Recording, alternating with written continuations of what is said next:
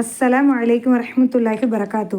அல்லாஹ் சுப்ஹானஹு வ தஆலா தன்னுடைய திருமறையில் 25வது சூரா 63வது ஆயத்தில் சொல்கிறான், மேலும் இறைவனின் உண்மையான அடியார்கள் யார் தெரியுமா, அவங்க பூமியில் பணிவோடு நடப்பாங்க அப்படி சொல்லிட்டு.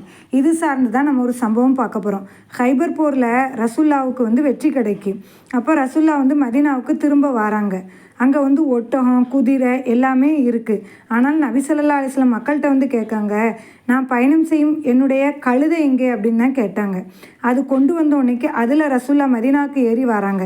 ஒரு சாதாரணமாக ஒரு நகராட்சியுடைய கவுன்சிலர் தேர்தலில் வெற்றி பெற்றாங்கன்னா அவங்க எப்படிலாம் வெடி போட்டு என்னென்னலாம் செலிப்ரேட் பண்ணுறாங்கன்னு உங்களுக்கு தெரியும்.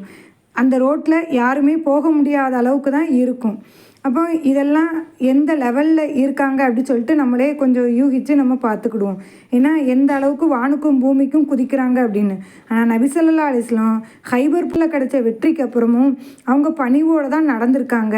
நாமளும் எந்த வெற்றிக்கு அப்புறமும் பெருமையினுடைய அடையாளத்தை நம்ம காட்டக்கூடாது, பெருமையாகவும் இருக்கக்கூடாது. எந்த ஒரு வெற்றி கிடைச்சாலும் பணிவோடு இருந்தோம் அப்படின்னு சொன்னால் அல்லாஹ் தாலா மேலும் மேலும் உயர்த்துவான். ஆனால் அகந்தை கொண்டு பெருமையாக காட்டக்கூடியவங்களாக நம்ம இருந்தோம் அப்படின்னு சொன்னால் நரகத்தினுடைய படுகுழியில் கொண்டு நம்மளை தள்ளிடுவான்.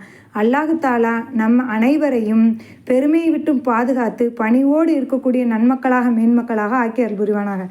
அஸ்ஸலாமு அலைக்கும் வரஹ்மத்துல்லாஹி வரகாத்துஹு.